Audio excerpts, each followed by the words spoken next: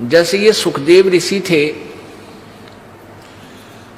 इनका व्यास जी इनके पिताजी थे और ये अपनी मां के गर्भ में 12 वर्ष तक रहे थे। क्योंकि पिछले संस्कारों से, पिछले पुण्य से इसकी बैटरी, इसका सूक्ष्म शरीर सिद्धि से चार्जड था और इसको ये ज्ञान, इस जीव को गर्भ में ये ज्ञान होता है कि बाहर जाते ही तेरी बुद्धि पर पत्थर पड़ जाते हैं, उसके बाद कुछ भी याद नहीं रहता। ये तीनों गुण, रजगुण ब्रह्मा, सतगुण विष्णु, तमगुण शिव जी, इनसे निकल रहा एक एक गुण का प्रभाव ये प्रत्येक प्राणी को यहां अचेत कर देता है। फिर इसको नए सिरे से सिखाया जाता है, ये तेरा बेटा है, या ये तेरी माँ है, ये तेरे पिता है, ये तेरी बुआ या चाची या ताई। वो नाते रिश्ते, वहां का व्यवहार, उसको नए सिरे से फीड किया जाता है।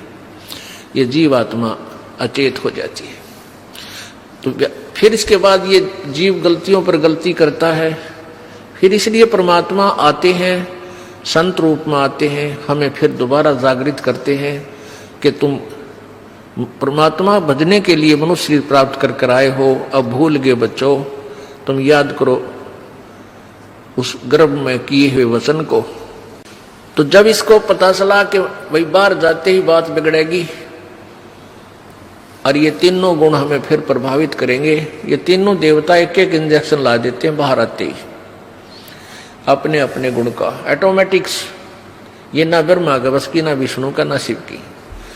इनके अंदर से निकल रहा गुण ये प्रभावित करता ही करता है। तो 12 वर्ष तक ये मां के गर्भ से बाहर नहीं आया। कौन? सुखदेव ऋषि। अब 12 वर्ष जब मां के गर्भ में रहते हो गए, तब ब्रह्मा, विष्णु और शिव ये तीनों आए। व्यास जी की पत्नी से कहा कि तेरे गर्भ में एक बालक है, हम उससे कुछ बातें करना चाहते हैं। व्यास की पत्नी ने कहा, मुझे तो ये भी नहीं मालूम कि मेरे पेट में बच्चा है या नहीं, क्योंकि जितनी भक्ति चार्ज होती है, सिद्धि होती है, उससे अनहोनी होने लग जाती है। 12 वर्ष का बच्चा पेट में, मां ने बेरा भी को ना, तो इसलिए मां खुश तो हुई कि मेरे पेट में लड़का है। तो उसने कहा ये बच्चा तो सुखदेव है, सुख दिया इसने मुझे, यानी दुख नहीं दिया। मां जब बच्चा पेट में होता, मां की स्थिति कुछ ज्यादा ही बिगड़ी हुई रहती है। कदे उल्टी पड़े, कदे खट्टे मीठे नजीक रहे, कदे गोटे टूटे रहे, को बीपी आई, कदे लो हो जा, परेशान रहती है। लेकिन कहते हैं उसके कारण नहीं हुआ। तो सुखदेव, इसलिए मां ने उसको पेट में ही सुखदेव नाम रख लिया। और दूसरा कारण ये बताते हैं कि वो श्री भगवान शिव जी ने पार्वती को ज्ञान दिया था, जहां पर वो अमरनाथ बताते हैं। उस एक सूखे पेड़ के नीचे बैठ के, उस सूखे पेड़ की खोगर में एक तोते ने, मादा तोते ने अंडे दे रखे थे। तोती ने जो स्वस्थ अंडे थे वो तो बच्चे बनकर उड़ गए थे भगवान शंकर की आदेश देते, और अपन उनकी सिद्धि थे। लेकिन वो गंदा अंडा था, वो उड़ा नहीं, स्वस्थ नहीं हुआ। फिर वो जब ज्ञान देने लगी पार्वती जी को भगवान शंकर जी, तो उन शंकर जी के वचनों से, उनके वचनों से वो अंडा स्वस्थ हो गया, यानी सत्संग से। सत्संग से अंडा स्वस्थ हो गया। स्वस्थ होकर फिर तो वो सुख यानी तोते का बच्चा रूप में निकल गए और हुंकारे वर्ण लग गया। जो ज्ञान दिया जा रहा था पार्वती को, वो भी उसमें हाँ हूँ, हाँ ठीक है, ऐसे बोलने लगा। तो पार्वती तो समाधिस्थ होगी, वो तो सचेत थी नहीं, बोल नहीं रही थी। तो शिव जी ने देखा भाई यू कौन बोल रहा है, किसने सुन लिया तेरा यू ज्ञान। तो उसने देखा उधर, तो तोता उड़ के भाग लिया। भगवान शिव ने सोचा ये मेरे ज्ञान को चुरा ले गया, यू किसी नकमी आत्मा ने बताओगा, ये कुपात्र को दिया गया ज्ञान हानिकारक हो जाता है, इसमें सिद्धियां आ जाती हैं और वो फिर दुश्मन बन जाता है, राक्षस टाइप हो जाता है, इसलिए ये ज्ञान और नाम गुप्त रखा जाता है। तो शंकर भगवान पीछे पीछे चल पड़े। अब वहां उस तोते वाले जीव ने प्राण त्याग दिए और उसमें से निकलकर वो उसी समय संयोग हुआ तो उस व्यास की पत्नी के गर्भ में पहुंच गया। तो शंकर भगवान ने जाकर कहा कि व्यास की पत्नी, तेरे गर्भ में मेरा चोर आया है। उसकी पत्नी कहने लगी कि मुझे तो पता नहीं भगवान। फिर व्यास जी आगे कि आओ महाराज, भगवान कैसे आना हुआ कि आपकी पत्नी के गर्भ में और मेरे ज्ञान को चुराया हुआ एक चोर घुस गया है, उसको मैं मारूंगा, खत्म करूंगा, नहीं तो वो मेरा ज्ञान आगे कहीं कुपात्र को ना बता दे। शंकर जी ने कहा कि मेरे मंत्र को प्राप्त करके, मेरे ज्ञान को प्राप्त करके ये अमर हो गया और इसको तेरी पत्नी के गर्भ से निकालो, मैं इसको मारूंगा, खत्म करूंगा, ये कहीं कुपात्र को ये ज्ञान ना दे दे। तो व्यास जी कहने लगे, भोलेनाथ, एक तरफ तो कहते हो आपकी इस चर्चा से, आपके ज्ञान से ये अमर हो गया और दूसरी तरफ कहो इसको मारूंगा। अमर को आप मारोगे कैसे? शिव जी तब तो चुप होकर चले गए। फिर ये 12 वर्ष तक माँ के गर्भ में रहा। उन्होंने सोचा क्योंकि ये बहुत बड़ी अध्यात्म ज्ञान बहुत विस्तार है, विस्तृत है, इसमें क्या होता है, कई आप सुनते होंगे स्वप्न आते हैं एक आध को कि मेरा बेटा मरा हुआ है और मुझे दिखाई दिया। वो कहने लगा कि मैं यहां रहता हूं इस घर में, वो घर भी और है कुछ दिख है और यहां छुप के रहता हूं। एक बच्चा जो था उसको पुनर्जन्म की याद थी, उसको पुनर्जन्म की याद थी अपने की, और वो 5-6 वर्ष का होते ही अपने पुनर्जन्म की सारी बातें, घर भी, गांव भी, नाम भी, माता पिता के, पत्नी के भी नाम बता दिए। वहां जाकर उन्होंने वेरीफाई भी किया कि सचमुच ये वही है। तो क्या बताता है कि उसकी मृत्यु हो गई थी किसी एक्सीडेंट में, और फिर क्या बताता है कि ये जो मेरे माता पिता वर्तमान वाले हैं ये कहीं से आ रहे थे, मैं इनके साथ साथ आ गया और फिर मां के पेट में प्रवेश कर गया। अब ऐसा कैसे है? ये है तो ये ईश्वर विधान, परमात्मा का विधान है कि जिससे संस्कार है वो उसके आसपास ही रहता है, उस गर्भ में भी विश्राम कर सकता है, लेकिन शरीर जब मिलेगा उसको अंदर पेट में भी, जब उसका योग बाल्य की तरफ से ही होगा, तो तब तक वो वहां एज ए प्रेत रह ले, चाहे उसको कुछ भी कहो, ऐसे रहते हैं। तो उसको व्यास जी को इस बात का यकीन नहीं हुआ, क्योंकि पेट में ना कोई भारीपन, ना कोई ऐसी बात, तो उनको ये मालूम है कि वैसे भी शरण ले लेते हैं ऋषि लोग, ये पितर बने हुए। ये भी आध्यात्मिक ज्ञान है, तत्व ज्ञान है पुण्यात्मा, धीरे धीरे समझाओ, क्योंकि हमने तो अज्ञान ठोक रखा, आज तक कोई सर पैर कोई पता ही नहीं था किसी भी मार्ग का। ये बार बार कंसेप्ट क्लियर क्यों करने पड़ रहे हैं कि हमने अज्ञान गणा सुन रखा है, और आपके मन में न्यू ना आ जाए। जो कथा अगर ये दास सीधी सुना दे तो आपके मन में सैकड़ों क्वेश्चन उठेंगे। तो दास चाहता है कि इस क्वेश्चन वाली बीमारी ने गिल खत्म करता चलो, तो दास के द्वारा दिया गया ज्ञान आपके हृदय में शीघ्र समाओगा। अब व्यास की पत्नी को पता नहीं था कि तेरे पेट में गर्भ में कोई बालक भी है कि नहीं है। उनको पता भी ऐसे ऋषि लोग पितर बनकर पितर रूप में भी प्रवेश कर जाते हैं। जो पितर टाइप होते हैं, जो अच्छी आत्माएं मर गई, वो भूत बन गई, वो भी अपने ही परिजनों के अंदर समाये रहते हैं, लेकिन वो परेशान नहीं करते। और जो दुष्ट टाइप मरते हैं वो चंडाल भूत होते हैं, वो प्रवेश करके फिर उनकी दुर्गति रखते हैं कि शराब पीने जी कर शराब पीते हैं, हैं, उनका उसका नाश करा देते हैं, कोई कुछ और गलतियां करा देते हैं, कोई और बदमाशी भी करा देते हैं, बहन बेटियों की तरफ भी बकवाद करा देते हैं। तो इस तरह के वो नीच टाइप होते हैं। फिर वो उनका पता कुछ का तो यहाँ आते हैं जब पता लगता है, क्योंकि यहाँ 75 सारे फिर फ्री होना पड़ेगा, उनको भागना ही पड़ेगा यहाँ से भगवान के दरबार।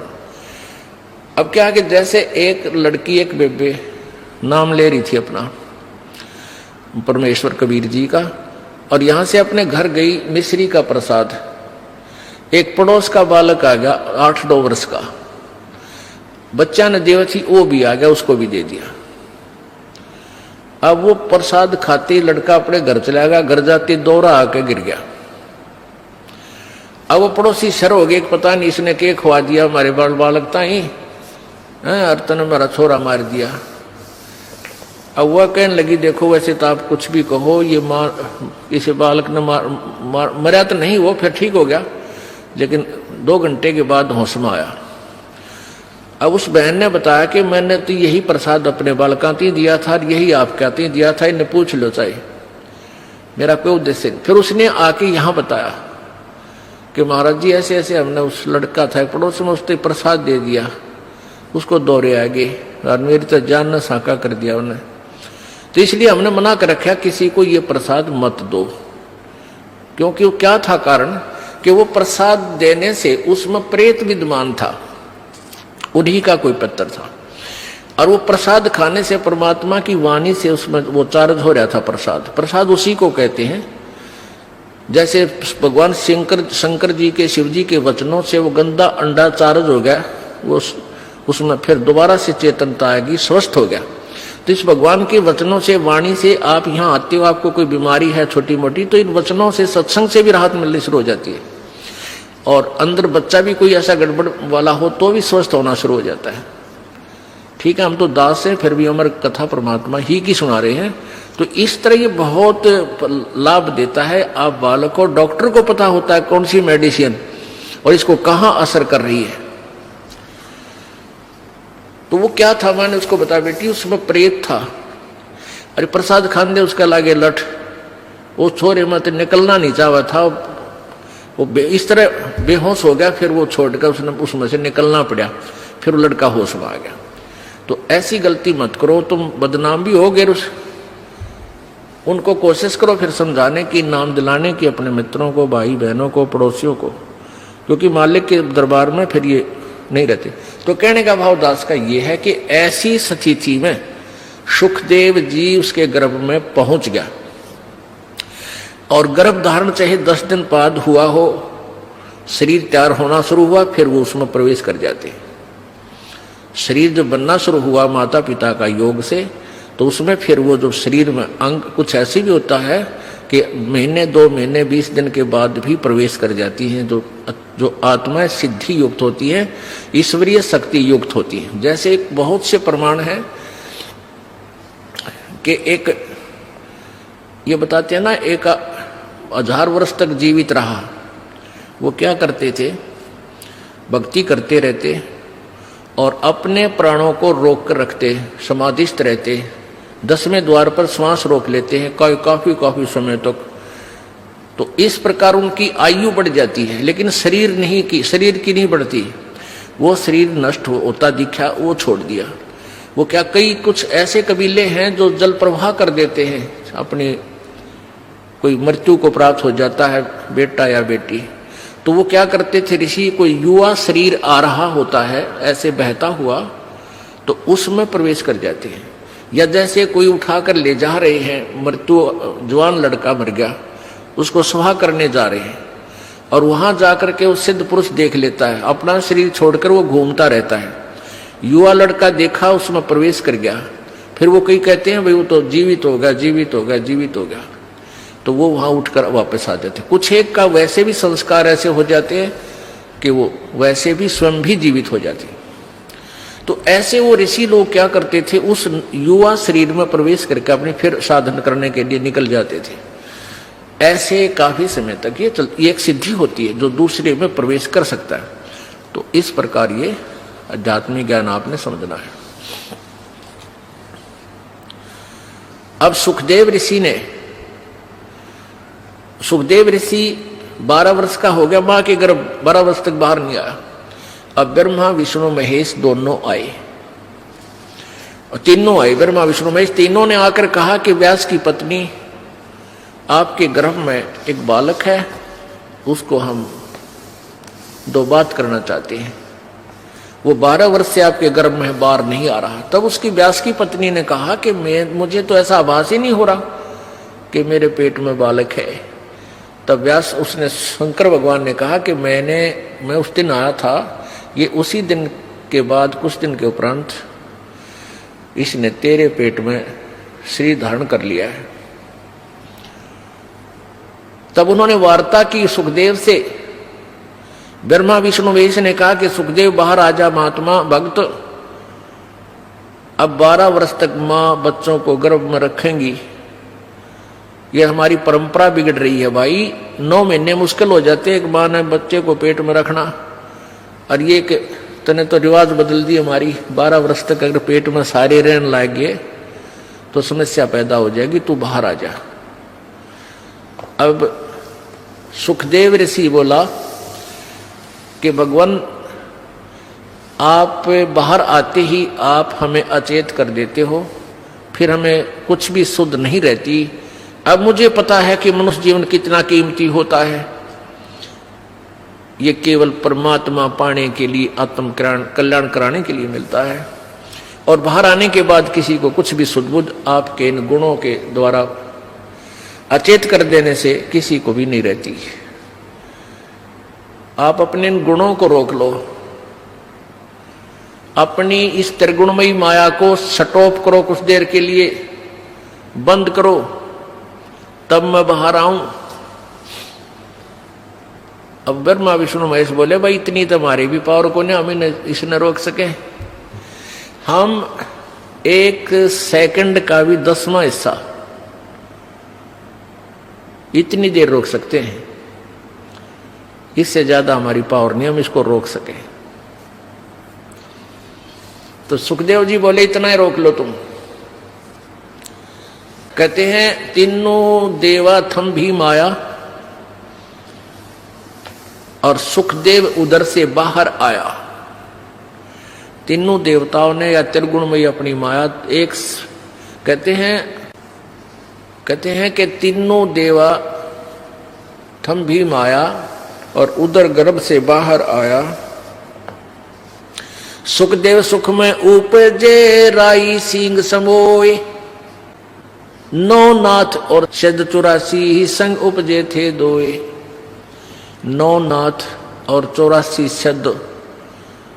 अब क्या बताते हैं कि सुखदेव सुख से उपजे राई सिंह समोए। अब जैसे भैंस के सींग पर या गाय का सींग जैसे ऐसे खड़ा है, सींग के ऊपर और राई रख दे, सरसों जैसा दाना होता राई का।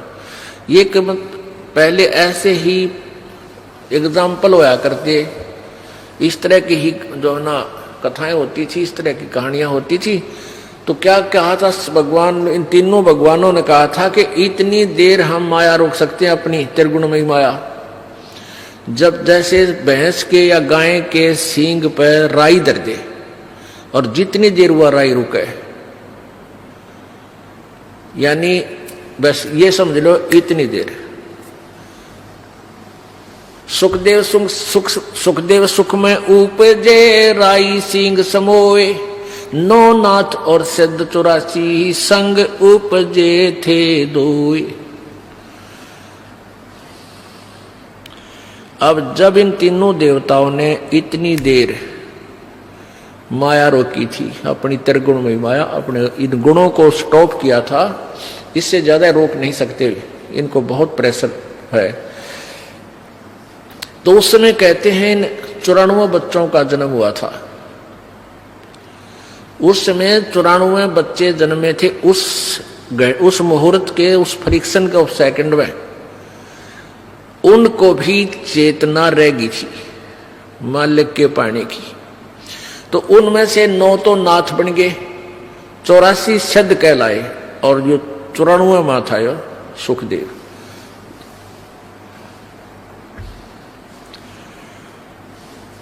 तो सुखदेव जी बाहर आए उठकर अपनी कमर पर अपनी और नालियों की नो टांग के गेर के कंधे पर स्पीड खींच दी, चल पड़े। अब पुत्र के बारे में, पुत्र का मोह और पुत्र प्राप्ति बड़े सौभाग्य से मानी जाती है, जैसा कि इन लोक वेद वाले ने सबके घर ये इंजेक्शन ला रखा है और सभी पुत्र की इंतजार करते थे। तो 12 वर्ष बाट देखी, मतलब 12 वर्ष के बाद पुत्र आने वाला है। इस खुशी में व्यास जी फूला नहीं समावे, मेरा बेटा होगा, मेरा बेटा होगा। बेटा होया और बेटा उठ कर चल पड़ा। तो व्यास ने कहा, अरे पुत्र, ए पुत्र, अरे एक बार सकलता दिखा दे निकम्मे, तू चाल पड़ा। तेरे लिए मैं 12 कितने दिनों से भटक रहा था, मैं हमारा पुत्र नहीं हुआ, क्या कोई बालक नहीं हो रहा था। तब पीछे से ही कहता है वो सुखदेव, एक लेवा एक देवा दूतम, कोई किसे का पिता नहीं पूतम, ऋण संबंध जुड़ा एक ठाठा, अंश में सब 12 बाटा। व्यास जी, सुखदेव जी कहने लगे, ऋषि जी, कोई किसी का बेटा ना और कोई किसी का बाप ना जाने कितनी बार तू मेरा बेटा बन लिया, ना जाने कितनी बार मैं तेरा बाप बन लिया, और ना जाने मैं कितनी बार तेरा बेटा बन लिया, तू मेरा बाप बन लिया। ये तो इसका पीछा छुटवाना पड़ेगा और मैं ना देखूं तेरे का ना, मुझे भी तेरे में मोह हो गया तो फिर क्या करूंगा। इसलिए ऐसे ही निकल गया, आकाश में उड़ गया थोड़ी दूर जाके। क्यों? व्यास पीछे पीछे चल रहा था, बेटा आ जा बेटा, एक बार। अब उसने आकाश में उड़ गया। आगे जाके फिर अपनी आप और नाल काट के पत्ते पुत्ते बांध के, पहले तो बालक थे 10-12 वर्ष के, वही अड्डे जाया करते न। तो उसने फिर अपनी साधना शुरू की। उस साधना से पिछले जन्म की बैटरी चार्ज से स्वर्ग में पहुंच जाता था सुखदेव ऋषि। यह स्वर्ग किसे कहते हैं? स्वर्ग एक रेस्टोरेंट होता है और वहां पर साहूकार, सेठ व्यक्ति, पैसे वाले, धनी ही जा सकते हैं, ना रेस्टोरेंट में गरीब व्यक्ति क्या नहीं जा सकता। जिस तरह पूंजी को ना, जिसके पास पैसे हैं वो धनी है, वो किसी भी जाति वर्ग का है, यानी यहाँ किसी वर्ग से नहीं, धनी से मतलब है। तो जैसे यहाँ राम नाम के यानी सिद्धि भक्ति पुनों के जो धनी हैं वो स्वर्ग जाते हैं और स्वर्ग के अंदर अपने पुनों को अक्षीण करके फिर वापस आ जाते हैं। स्वर्ग एक रेस्टोरेंट समझ लो, एक होटल समझो। जैसे गर्मियों के दिनों में यहाँ हरियाणा, राजस्थान, उत्तर प्रदेश, पंजाब, मध्य प्रदेश आदि क्षेत्रों में भयंकर गर्मी पड़ती है मई और जून में। और जिसके पास कुछ पैसे हैं, एक्स्ट्रा सेठ है, धनी है, वो 2 महीने कुल्लू और मनाली हिली स्टेशन यानी पहाड़ी क्षेत्र में चले जाते हैं। वहाँ रेस्टोरेंट यानी होटल में कमरा किराए पर लेते हैं और वहीं खाना खाते हैं और 2 महीने 10-20 हजार रुपये जो वो लेके जाते हैं, उन 10-20 हजार रुपये को वहाँ खर्च करके और फिर वापस अपने कर्म क्षेत्र में आ जाते हैं जहाँ उनकी दुकान, बिजनेस, व्यापार है। और वहाँ 20 हजार रुपये अपने खा खर्चाए बर्बाद कराए। अब फिर नए सिरे से फिर माया जोड़ो, 20-30 हजार रुपये बच जावे तो फिर कुल्लू मनाली अगले वर्ष फिर गर्मियों में चले जाओ और फिर जेब कटवा के फिर वापस आ जाओ।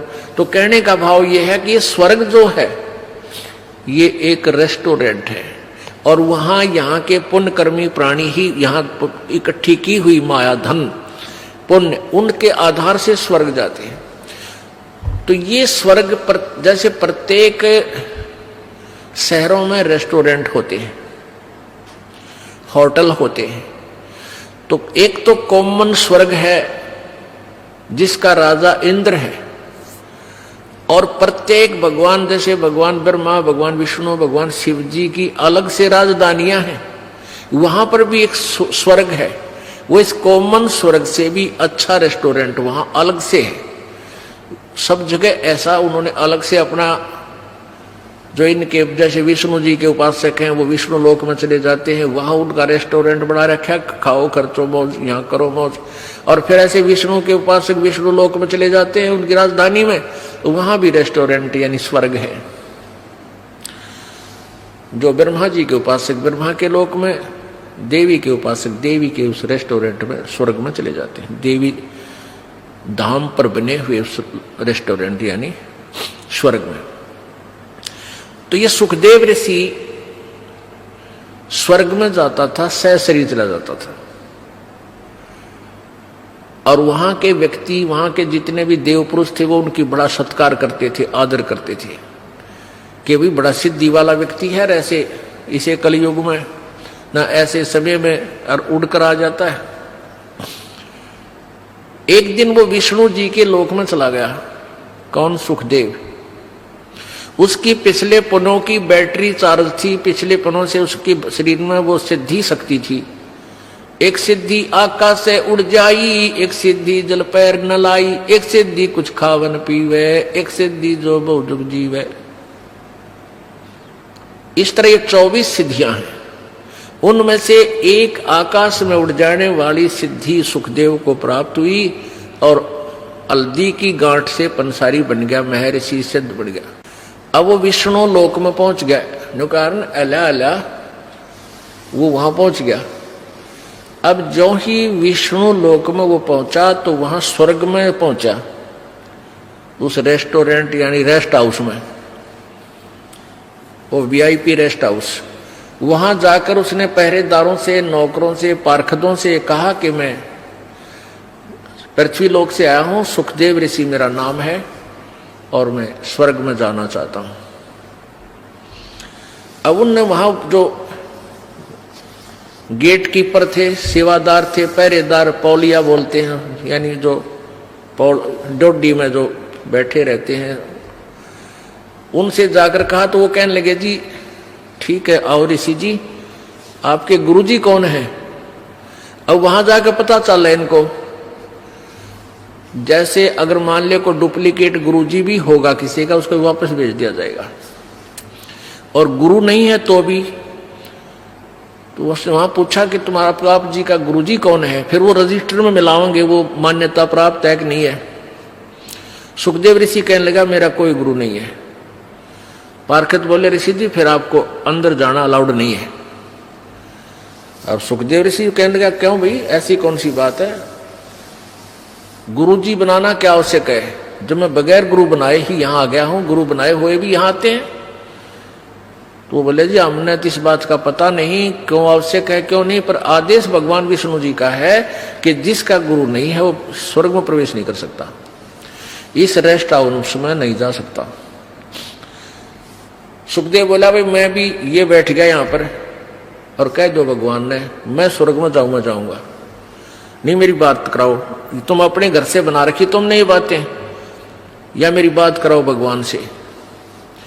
वो पर जो पहले वो नौकर थे, सेवक थे, दास थे, वो गए भगवान के पास के प्रभु एक सुखदेव नाम के ऋषि आए हैं पृथ्वी लोक से, उनका कोई गुरु नहीं है और वो अंदर जाने की जिद कर रहे हैं, हट कर रहे हैं।